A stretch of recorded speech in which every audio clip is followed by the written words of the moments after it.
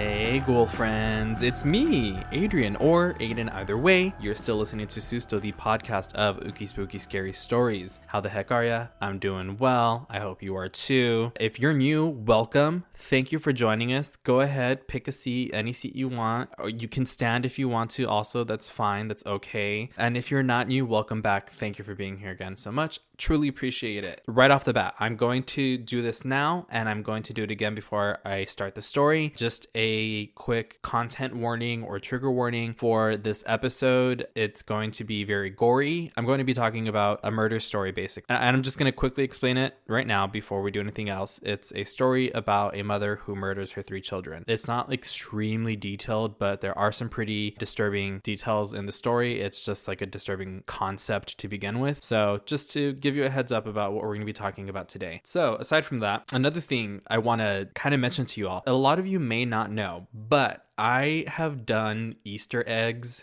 in the show like twice already, or like little like hidden golden tickets kind of, and maybe you have heard and you just don't care or you don't want them. But the first time I think I gave away pins, Susto pins, because somewhere in the episode, listeners, I gave you all an instruction. Some of you followed the instruction and you got the free pin.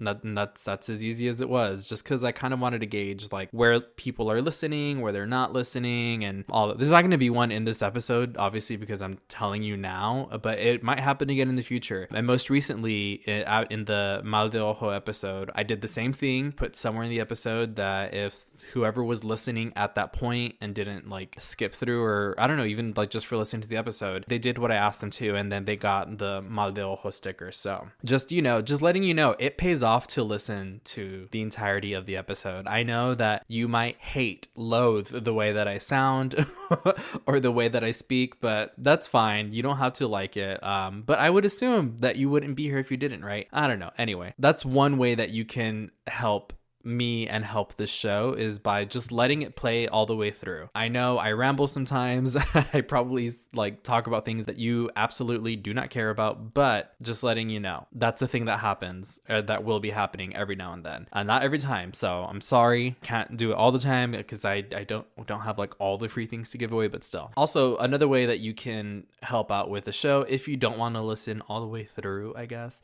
but another way that you can help is by liking the show, liking the episode, subscribing to the show, leaving good reviews, whatever you can do wherever you are listening to the show. I again would absolutely love that. And as always, if you want extra benefits, if you want to receive Susto mail, I'm not sure if you've seen it on the social medias at Susto Podcast on Facebook, Instagram, and Twitter. I'm always posting updates about the Susto mail because it's one of my favorite things. It's like y'all are my pen pals, and I just send all this like stuff to you once a month. And you can get that by signing up to be a patron on patreon.com/Susto Podcast. I want to thank also everybody who has ordered their own sticker or their own shirt or hoodie. I'm super grateful to all of you for that. And again, just letting you know that I do that like freelance, like on the side. So if you have a request for something custom, let me know and I'll do it for you. Like I have all the equipment, we can do business with each other. And on that note, I'm super excited because sometime today I'm supposed to be getting a heat press delivered, and I'm really excited about that because it's going to take the quality of the t-shirts and the hoodies, especially the Susto ones. It's going to just elevate the quality of those because I've been using like this tiny like handheld heat press. It's basically an iron and it works, it's great, but the heat press that I'm getting, it's like kind of like an industrial size kind of thing. And yeah, I'm really excited about it because I'm gonna get to make things so much faster and more securely. So really excited about that. But you can follow anything about that on the Susto social medias, again at Susto Podcast on Facebook, Instagram, and Twitter. And sometimes I post things about Susto on TikTok, but usually if I post them there, I'll post it on the other Susto socials. So like if you follow one of them, chances are you're seeing everything that's happening on all of them. Y'all, speak of the devil, My heat press was literally just delivered. Like I just recorded that little part, and then I got the notification on my phone that it was delivered. I'm so excited. And along with that was I ordered some more masks. I've been making Susto masks. I sent them out to the best girlfriends. That's the $10 tier on Patreon. And so again, if you haven't seen those, just go check out my social media. I don't think I've posted a picture of anybody wearing them on the pages themselves, just on like the stories. But yeah, you can go see what they look like on there. It's literally just the Susto logo on the mask, and it looks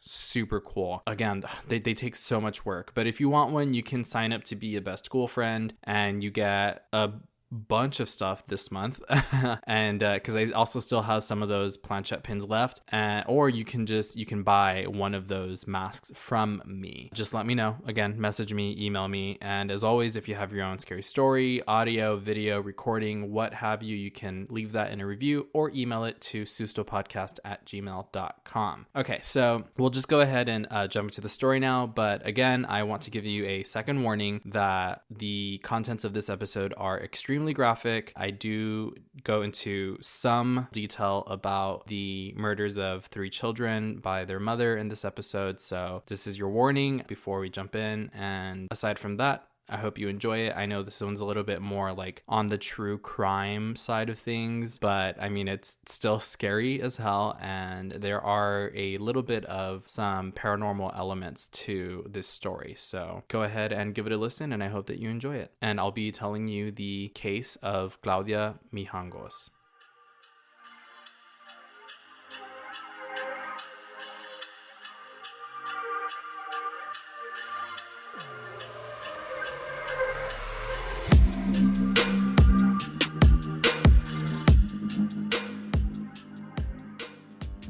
On the morning of April 24th, 1989, a day like any other, the city of Querétaro woke up to shocking news.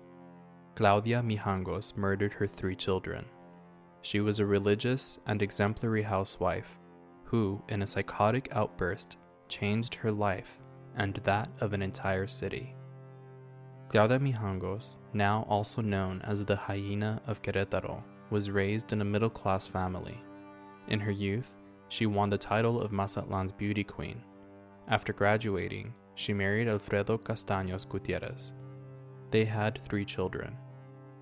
After the death of her parents, the family inherited a sizable amount of money and moved to Querétaro City. There, the 3 children were enrolled in the Catholic school Colegio Fray Luis de León, where Claudia Mijangos worked as a catechism teacher. Claudia later opened her own boutique downtown. In the late 1980s, Claudia and her husband Alfredo began to develop marital issues. She also began to display signs of emotional instability, according to close relatives and friends. The couple attended marriage counseling with Dr. Jaime Flores of Instinto Asesino, a television show on Discovery Channel. Dr. Flores asserted that the power struggle apparent within the marriage was, unfortunately, irreconcilable.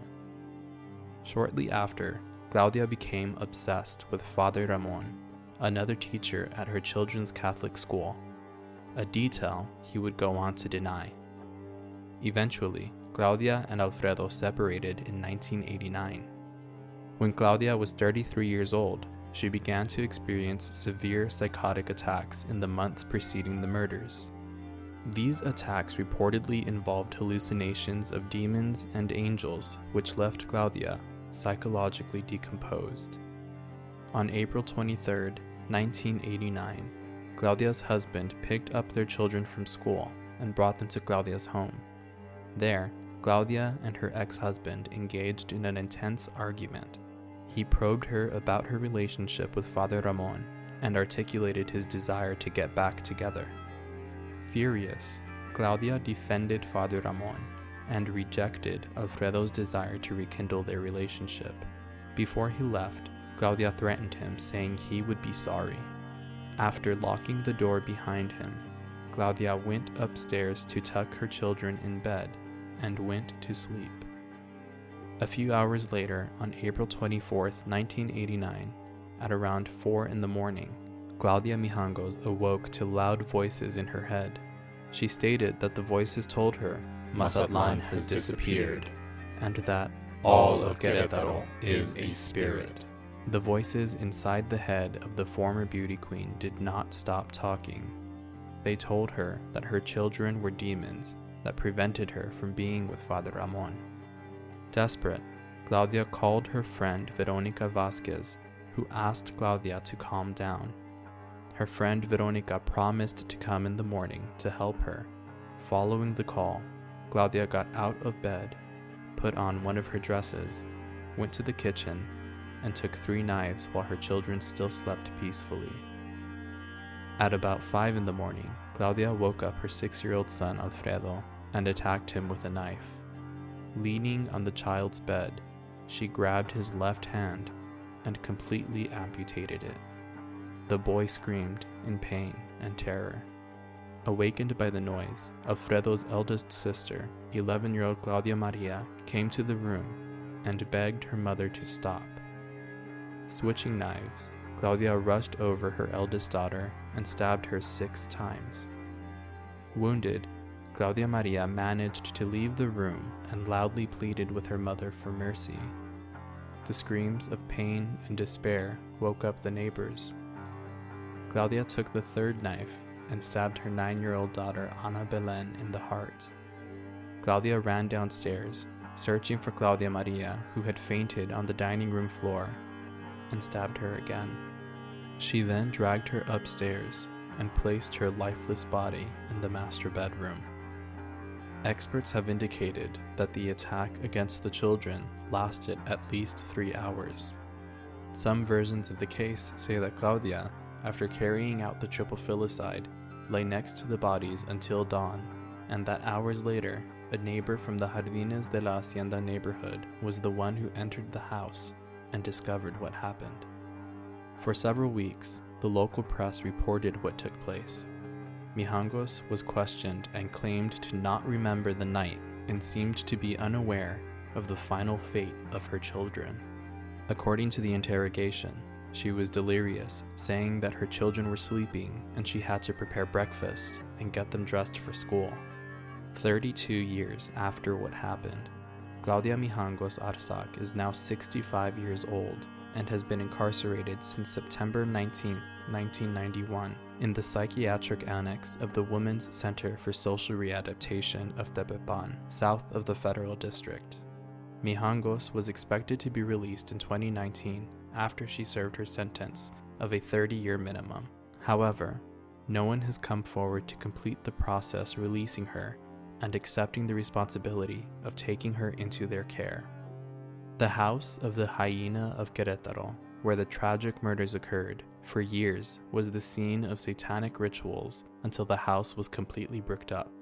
The house, which still stands in the Mexican state, is famous among townspeople for the alleged paranormal activity that occurs on the premises. Neighbors say that a phantom of a bleeding child is sometimes seen at the 2nd floor window. And according to locals, if you listen closely, you can still hear the sound of children screaming.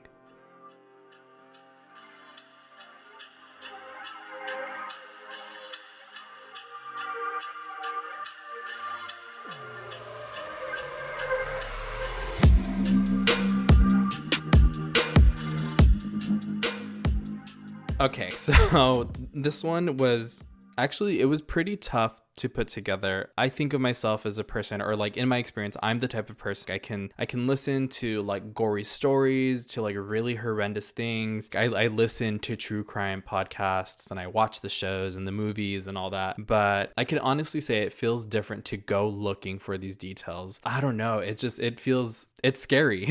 Like, to say the least. Like, and yeah, that's the point of the show, but it's scary. And I think more than anything, it was really sad to me, like, reading about this and how this is obviously this woman, Claudia, she obviously was experiencing rapidly declining mental health. And some people said that, you know, what pushed her over the edge was that Father Ramon person, that he went on to like deny their romance after her and her husband Alfredo were divorced. And something that I also read in one of the links that I used to put the story together was that after the murders and while the case was ongoing, that Father Ramon, that he was actually transferred to a different location. And I'm not quite sure if they said that was something that he did of like his own volition, like he was like, I want to transfer out, or if the archdiocese was like, no, you got to move. But this does seem like something that the Catholic Church would want to separate itself from, especially because him as a priest, I think, is supposed to take that vow of like solitude, or I don't know. I mean, I'm not an expert on priests, so I don't know exactly what they're supposed to promise or what have you. But I do know that was mentioned that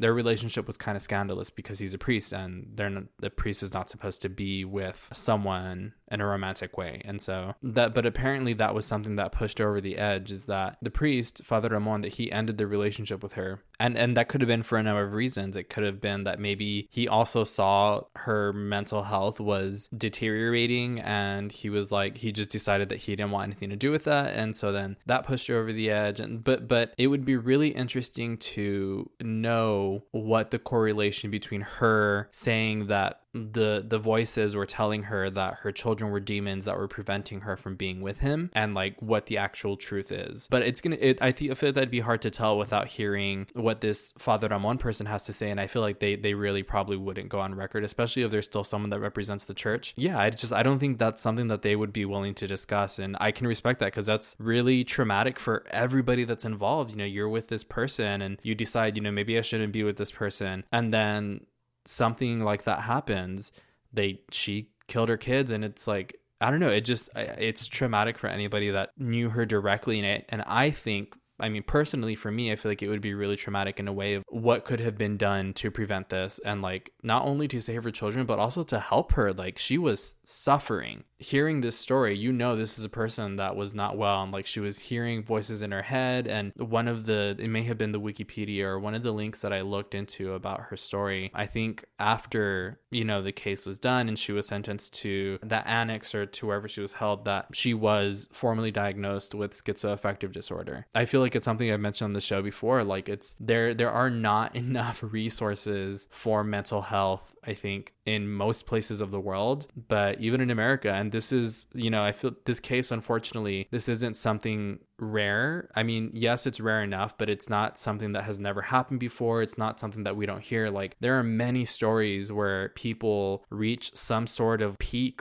or breaking point, or they have like these outbursts, and the not the clues, but like there's signs of like this person is not doing well. Like it was mentioned in the story, like people around her family and friends, they noted that she was not doing well, that her hearing the voices was a pretty common thing for her. That's why her friend Veronica was like, I'll go over in the morning, don't worry about it. Like, you know, this was something that I guess it seems that people around her had gotten used to. It makes me wonder, like, you know, what resources did or did not exist around her that she maybe did not have access to or wasn't aware of, you know, just like what were the options before, and like where, like how did people step in, if at all, before that night? You know, I don't know. It's just, that's where my mind went to immediately. And I know a lot of people's immediate reactions are like, how could a mother ever do that to their child? And that's usually something that you hear in cases like this. But also, like, yeah, like,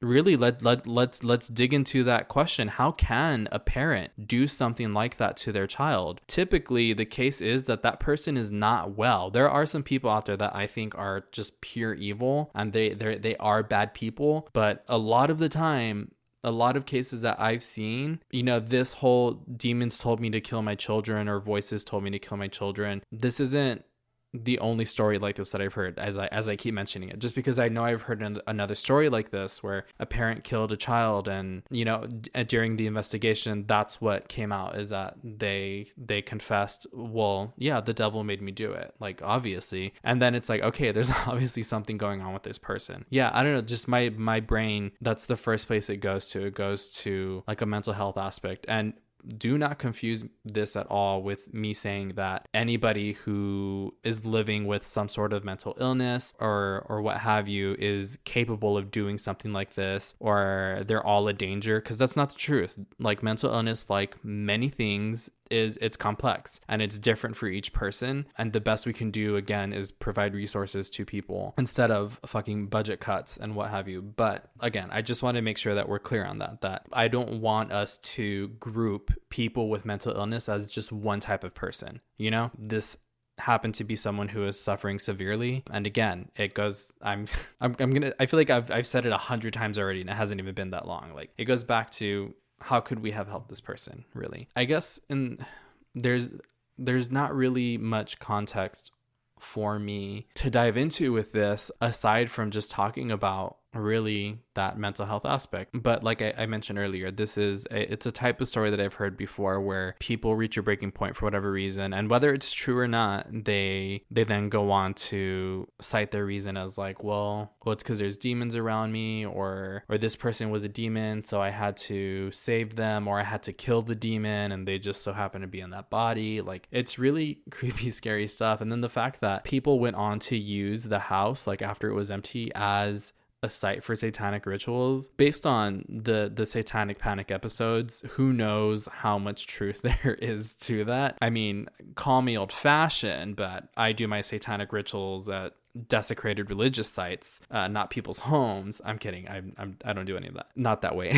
But yeah, that makes me want to look into, it makes me curious about how true that is. And you know what, that could have just been a response from local government to make up a rumor like that to keep people away from the property, which obviously was an issue, is that people were also just going to snoop around and to look and be like, oh, this is where it's happened, let's go look. Which, you know, I'm guilty of with that house in Monte Alto. I think it's something natural. People are super curious, and then they go look, and then eventually, again, as was said in the story, the house was bricked up. And there's a picture of it that I put on the social media of the house and how it's bricked up so that people would stop going in. I'm sure that doesn't stop everybody, but it definitely deters some folks. I feel bad for people that live in the neighborhood. I think that was something that I read in one of the links, and all of the links are in the Susto Google Docs and Patreon. But some neighbors have also reported that like it was starting to get where people would visit to the point where they were just like in and out of the neighborhood. And so that sucks for them, because it's like an actual like neighborhood with a bunch of houses. And so I feel bad for the people that live next door to it. I would be so creeped out, but they could also just be like a skeptic and they're like, yeah, it's something tragic happened, but that has nothing to do with my house, right?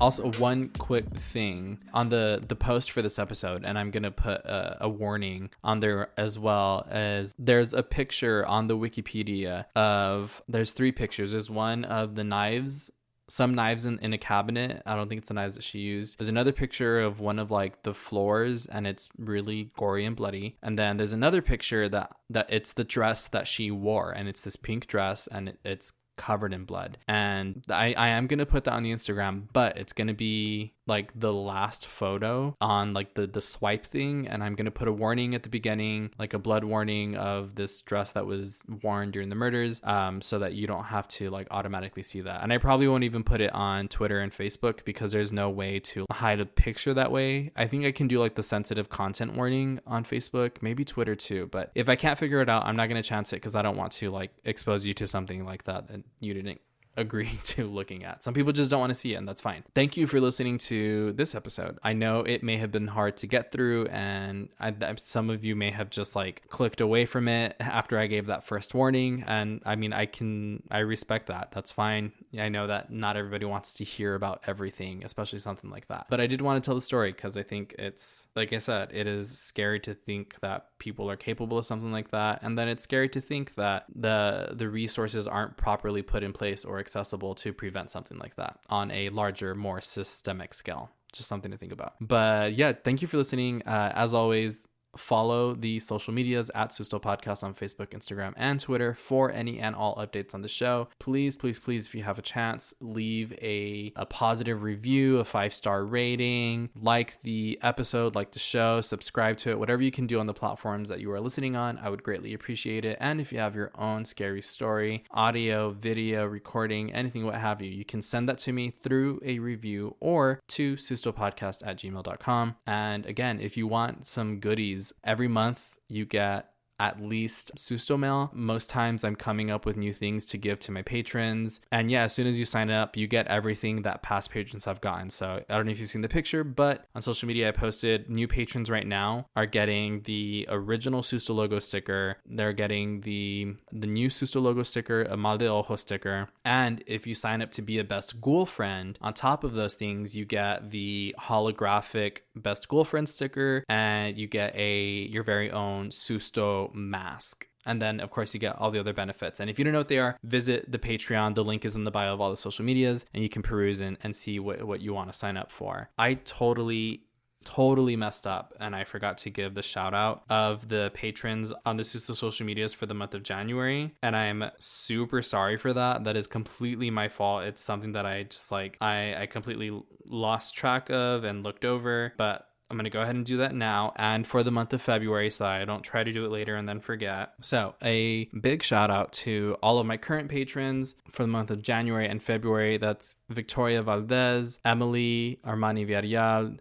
Diana De Leon, Jonathan Abshire, Eva, Mark Meave, Mario, April, Luther, Alejandra, Rachel, Sadie, and Liza, Joe Uvayas. Thank you all so much. Again, I truly appreciate it from the bottom of my heart, and I love creating for you all. And so, yeah, I'm not going to do a witty little sign off. I'm just going to say have a good week and take care of yourselves, take care of each other, stay safe, keep wearing a mask. If you're able to get vaccinated, go get vaccinated. And yeah, I will talk to you later. Okay? Bye.